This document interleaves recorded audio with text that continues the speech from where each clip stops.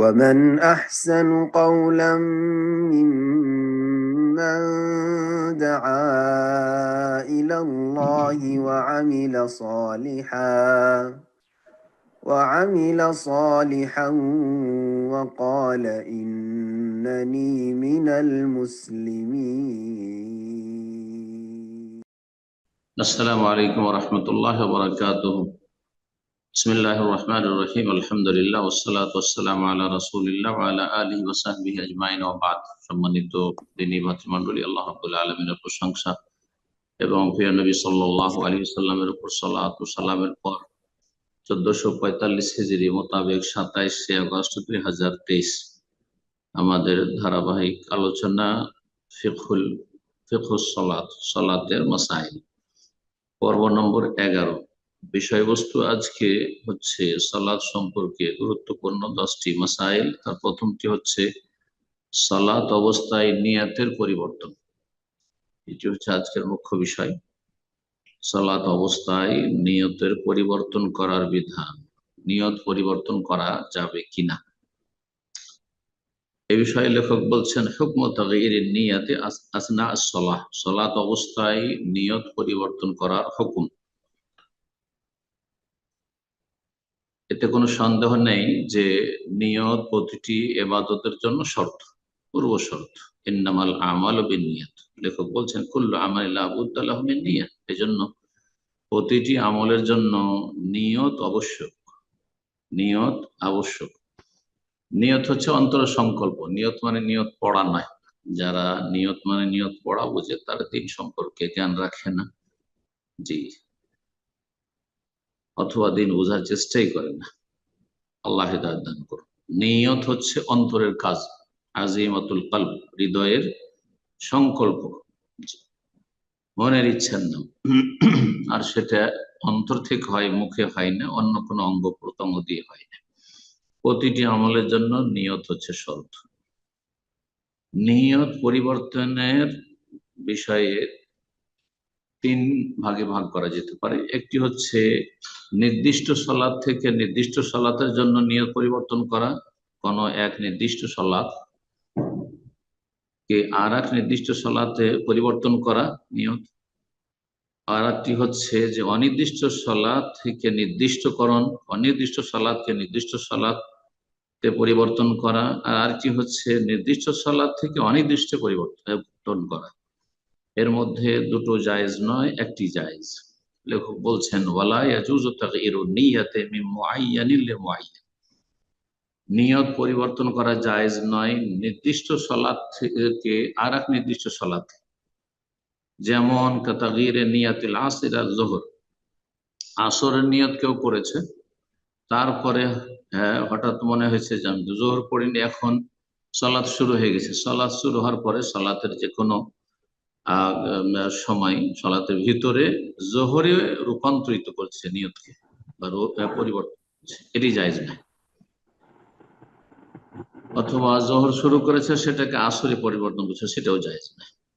নির্দিষ্ট থেকে নির্দিষ্ট নিয়ত পরিবর্তন করা জায়েজ নয়।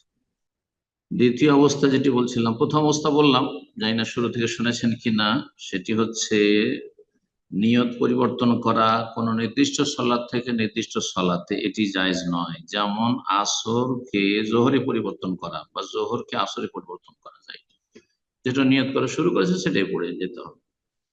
দ্বিতীয় অবস্থা হচ্ছে অনির্দিষ্ট সালাতকে নির্দিষ্ট পরিবর্তন করা, যেমন কোন ব্যক্তি সুন্নত নফল পড়ছে আর সেটা পরে নিয়ত করে নিল, অথবা সালাত শুরু না করা অবস্থায় শুরু হওয়ার পরে নিয়ত করছে যেটা দিয়ে ফজর সেরে নিলাম, জায়েজ না।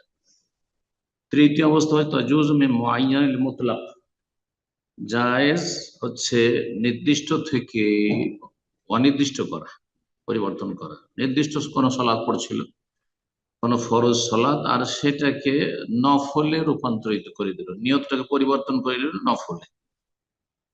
বলছেন লাকামা ইউসাল্লি ফারিদা মুনফারিদান, একা একা ফরজ সালাত আদায় করছিল। তারপরে দেখলো যে কিছু লোকেরা চলে আসছে, তাহলে এটাকে আমি আলাদাই যখন পড়ছিলাম তো এটাকে আমি সুন্নত বা নফল নিয়ত করে নি, তাহিয়াতুল মসজিদ নিয়ত করে নি, আর তারপর এটা শেষ করে আমি জামাতে লেগে যাব, এই নিয়ত যদি করেন। তাহলে কোনো ব্যক্তি নির্দিষ্ট সালাত, ফরজ সালাত থেকে যদি কেউ নফলে যায় তাহলে জায়েজ। 2 নম্বর মাসালে বলছেন যে ইয়াজুজু লিল মুসাল্লি আন ইউগাইয়িরা নিয়াতাহু ফিস সালাহ, সালাত অবস্থায় একজন মুসল্লি তার নিয়ত পরিবর্তন করতে পারবে। মিন মামুমিন আও মুনফারিদিন ইলা ইমাম, ছিল মুক্তাদি, এখন ইমাম হয়ে গেল।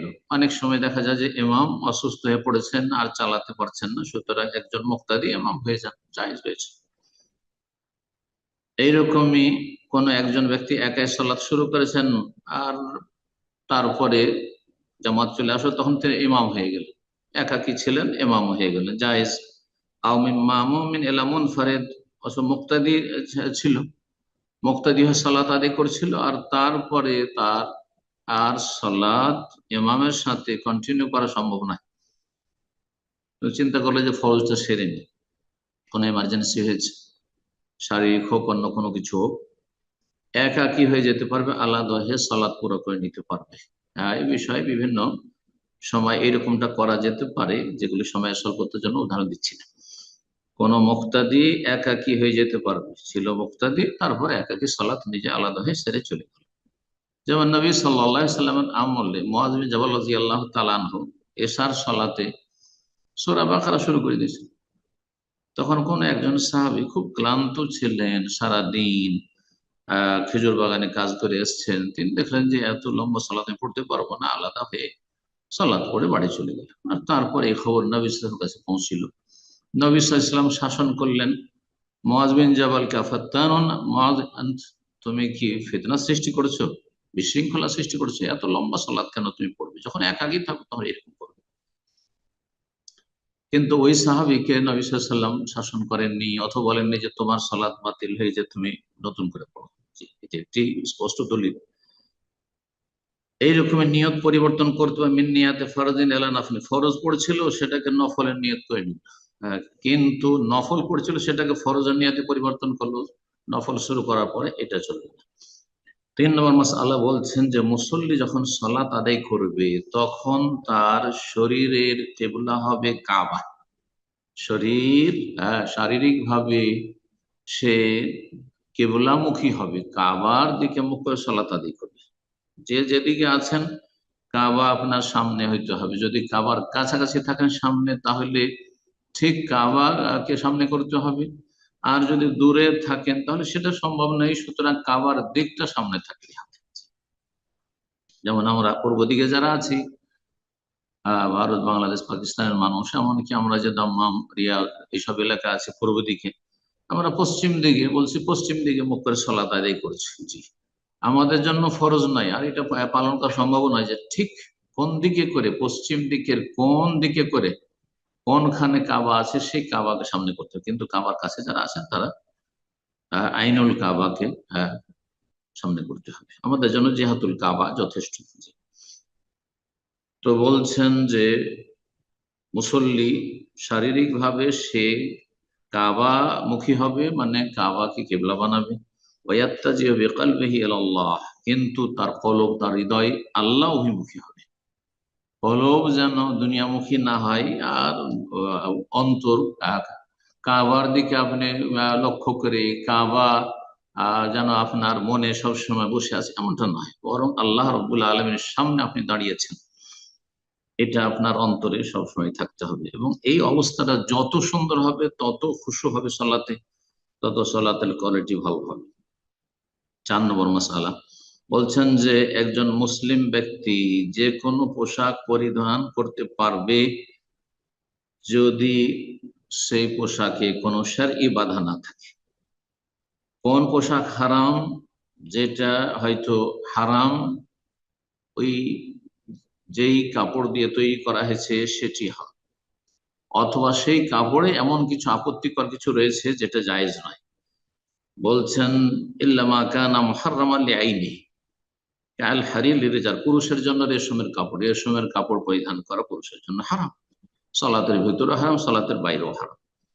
আও ফিহি সুওয়ারুন যাওয়াতুল আরহা, আও ফিহি সুওয়ারু যাওয়াতিল আরওয়াহ, অথবা এমন কাপড় পরা যেই কাপড়ে প্রাণীর ছবি রয়েছে, যেই ছবির প্রাণ রয়েছে, মানুষের ছবি, আপনার পশু পাখির ছবি ইত্যাদি, ঘোড়ার ছবি, যে কোনো প্রাণীর ছবি যদি থাকে তাহলে হারাম। ফাইয়াহরাম আলা যুকুর ওয়াল ইনাস, যদি প্রাণীর ছবি থাকে তাহলে পুরুষের জন্য হারাম, নারীর জন্য হারাম। আও কানা মুহাররাম লিওয়াসফিহি, অথবা এমন কাপড় যেই কাপড়ের বৈশিষ্ট্যের কারণে সেটি হারাম। যেমন পুরুষের জন্য মহিলার কাপড় পরা, কোন পুরুষ যদি মহিলাদের যেসব পোশাক রয়েছে, সালোয়ার কামিজ রয়েছে, অথবা আপনার ম্যাক্সি রয়েছে, অথবা শাড়ি রয়েছে, এইসব পরে যদি সালাত আদায় করে তো জায়েজ নয়, আর এমনিও পরা যায় না, লানত রয়েছে। আও সাওবুন ফিহি ইসবাল, অথবা এমন কাপড় তার বৈশিষ্ট্য হচ্ছে যে সেটা টাকনার নিচে, টাকনার নিচে কাপড় নেমে রয়েছে, তাহলে এই কাপড় পরিধান করা সলাতের বাইরেও হারাম, সলাতের ভেতরে হারাম। আও কানা মুহাররামান লিকাসবিহি, অথবা কাপড়টি হারাম হয়েছে সেটি আসলে হারাম ভাবে উপার্জিত হয়েছে সেই জন্য, বা হারাম উপার্জন দিয়ে সেটা ক্রয় করা হয়েছে। কাসবুল মাকসুব, যেমন কারো বেমানি করা, কাপড় চুরি করা, কাপড় দোকান থেকে চুরি করে নিয়ে এসছে, অথবা কারো বেমানি করে দখল করে নিয়ে এসছে ইত্যাদি। 5 নম্বর মাসলা বলছেন যে আল্লাহর জমিন সবগুলি হচ্ছে সেজদার জায়গা, মসজিদ। কাছে সলাত ফিহা, তাতে সলাত জায়েজ, কিন্তু কিছু কিছু জায়গা রয়েছে যেগুলি বিভিন্ন হাদিস দ্বারা প্রমাণিত, সেই সব জায়গায় সালাত আদায় করা জায়েজ নয়, সালাত হবে না। ইল্লাল হাম্মাম, যেমন গোসলখানা, গোসলখানা সালাত জায়েজ নয়।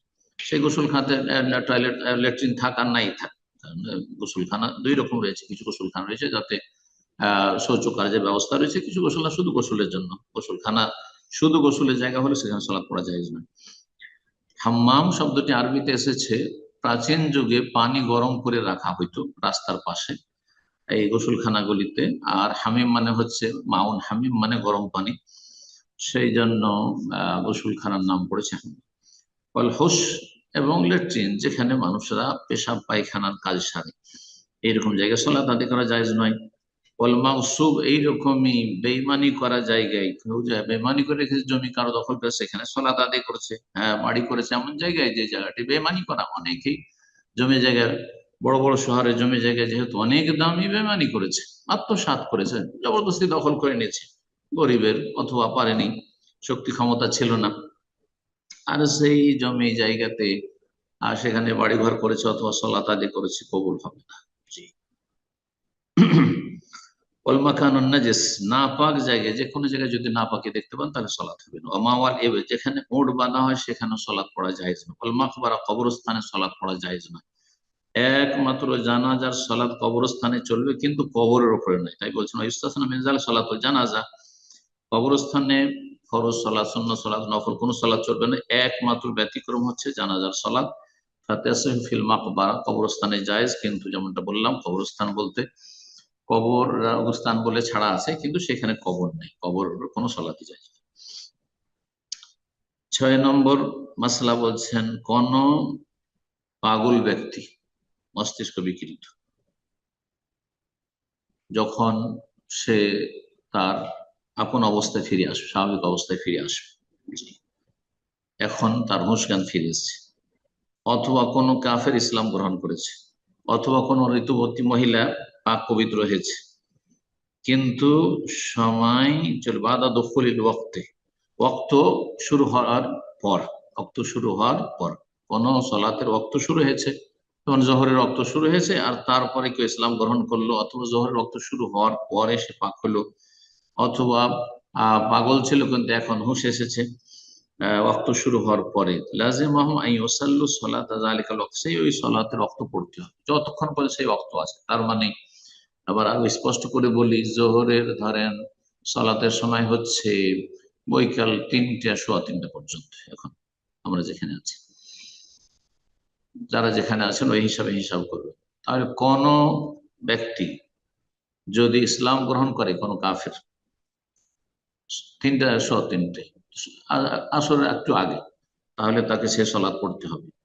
পাগল ছিল কিন্তু হুঁশ ফিরে এসছে, সেন্সলেস ছিল, হুঁশ ফিরে আসে, তাহলে সালাত পড়তে হবে। এই সময় শেষ, জোহরের শেষ দিকে হইল।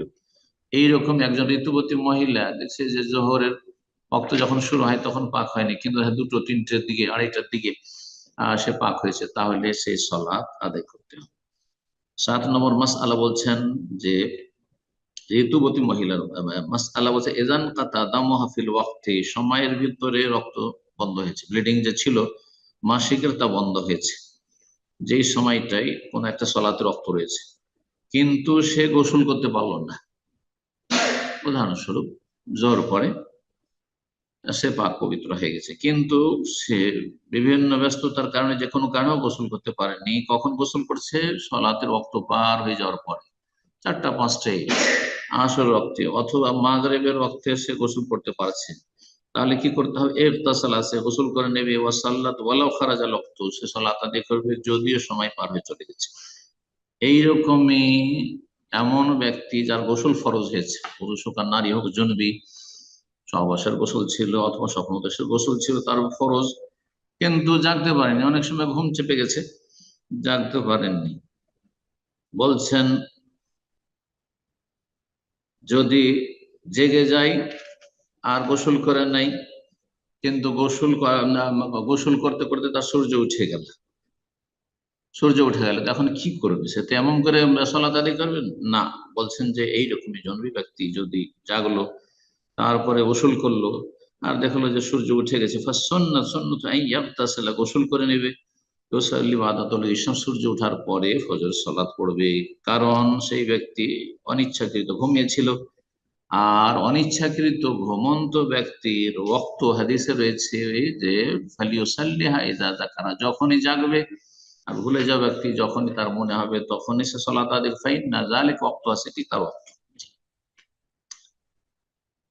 8 নম্বর মাসআলা বলছেন যে একজন মুসলিমের জন্য আবশ্যক হচ্ছে যে কিবলামুখী সালাত আদায় করবে, কারণ কিবলামুখী হওয়া সালাতের ভিতরে শর্ত, ফরজ, কিন্তু কিবলা তার জন্য অস্পষ্ট, বুঝতে পারছেন, এমন জায়গায় আছে বা এমন পরিস্থিতিতে অবস্থায় আছে যে সে বুঝতেই পারছেন না, আর কাউকে জিজ্ঞাসা করবে এমন কোন মানুষও সেখানে, জনশূন্য এলাকা, সে যেখানে আছে সেখানে কোনো মানুষ নেই যে তাকে জিজ্ঞেস করবে, তাহলে তার কাজ হচ্ছে প্রচেষ্টা চালানো, ইজতিহাদ করা, চেষ্টা করবে।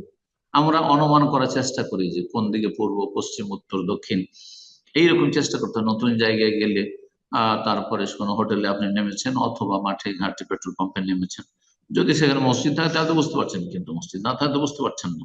অমুসলিম দেশে অথবা এমন জায়গায় সেখানে মসজিদ নেই, বলছেন চেষ্টা করবে। আর তারপরে তার ধারণায় যেটা কিবলা মনে হবে, যে দিকটা তার ধারণা ভিত্তিক, গালিব, তার ধারণা কি বলছে সে অনুযায়ী সে সালাত আদায় করে নেবে। তারপরে জানতে পারলো, আমাদের অনেক সময় এরকম হয়ে যায় যে হোটেলে গিয়ে এইরকম অনুমান করলাম, আর তারপরে অনুমানে আমরা ভুল করে ফেললাম, এদিক সেদিক সালাত আদায় করে, পুরো উল্টোই সালাত কেউ যদি আদায় করে নেই, পুনরায় সালাত আদায় করতে হবে না, বা সালাত পুনরায় দোহরাতে হবে না। যদিও তার জন্য পরে সুস্পষ্ট হয়েছে যে সে কিবলার উল্টো দিকে সালাত আদায় করেছে। 9 নম্বর মাসআলা বলছেন লেখক যে একজন মুসল্লির জন্য সুন্নত হচ্ছে যে জমিনে, মাটির উপর সালাত আদায় করে, এটি সুন্নত। নবী সাল্লাল্লাহু আলাইহি ওয়াসাল্লামের আমলে মসজিদ নববীতে কোনো চাটাই ফাটাই বিছানো ছিল না, কার্পেট তো দূরের কথা, কাপড় তো দূরের কথা, কোনো চাটাই বিছানো ছিল না। এটি হচ্ছে সুন্নাত, মাটিতে সেজদা করা। কিন্তু ওয়ায়াজুজু আন ইউসাল্লি মুসাল্লি আলাল ফিরাশি আউল হাসির আউল খুমরাতি, বলছেন যে মুসল্লি বিছানার উপরে যদি সালাত আদায় করে তবুও জায়েজ, খাটের উপরে কেউ সালাত আদায় করছে জায়েজ রয়েছে, পাকুড়ি হল। কোন চাটাই রয়েছে অথবা ছোট পাটি রয়েছে, বড় চাটাই নয়, ছোট কোনটা খাটো, যেমন একজনের সালাত পড়ার মতো থাকে, জায়নামাজের মতো, সেগুলি রয়েছে। আর যা কিছু দিয়ে তৈরি হোক না কেন সেটা পাক পবিত্র হলেই হলো, সেটা খেজুরের পাতা দিয়ে হোক আর অন্য কোনো পাতা দিয়ে হোক বা অন্য কিছু দিয়ে হোক, জায়েজ রয়েছে। 10 নম্বর মাসআলা বলছেন কেউ যদি অচেতন হয়ে যায়, ঘুমে সে সচেতন হতেই পারল না, জাগতেই পারল না, অথবা নেশাগ্রস্ত, তাহলে যতগুলি সালাত ছুটেছে সবগুলি কাজা করা আবশ্যক। এইরকমই কোন বৈধ কাজ করেছে, জায়েজ কাজ করে তার সেন্সলেস হয়েছে, বেহুশ হয়ে গেছে, হুঁশ জ্ঞান কিছু নেই। যেমন অপারেশন আগে যে আপনার আহ, যেটা করা হয় তাতে বেহুশ করে দেওয়া হয়, অথবা এমন কোন মেডিসিনের প্রয়োগ হয়েছে তার শরীরে, তাতে বেহুশ হয়ে গেছে, তাহলে সালাত কাজা করতে হবে। কিন্তু লেখক বলছেন ওয়াইন জাল আকলুহু বিগাইর ইখতিয়ারিহি, কিন্তু তার এখতিয়ারভূত নয় এমন কোন কারণে যদি সেন্সলেস হয়ে যায়, যেমন কোন ব্যক্তি হঠাৎ করে শারীরিক অসুস্থতা, হঠাৎ করে বেহুশ হয়ে পড়ে গেল, আর তারপরে বেহুশ হয়ে থাকলো, ধরেন গাড়ি অ্যাক্সিডেন্ট হয়েছে, ধাক্কা খেয়েছে, আর তারপরে বেহুশ হয়ে 2-4 দিন থেকেছে, তাহলে বলছেন ফালা কাজা আলাইহি, তাহলে তাকে কাজা করতে হবে না। এটি হচ্ছে লেখকের মত। আল্লাহ তাআলা আলাম। এখানেই আজকের আলোচনা শেষ করছি। ওয়া সাল্লাল্লাহু আলা নবিয়িনা মুহাম্মদ ওয়া আলা আলিহি ওয়া সাহবিহি।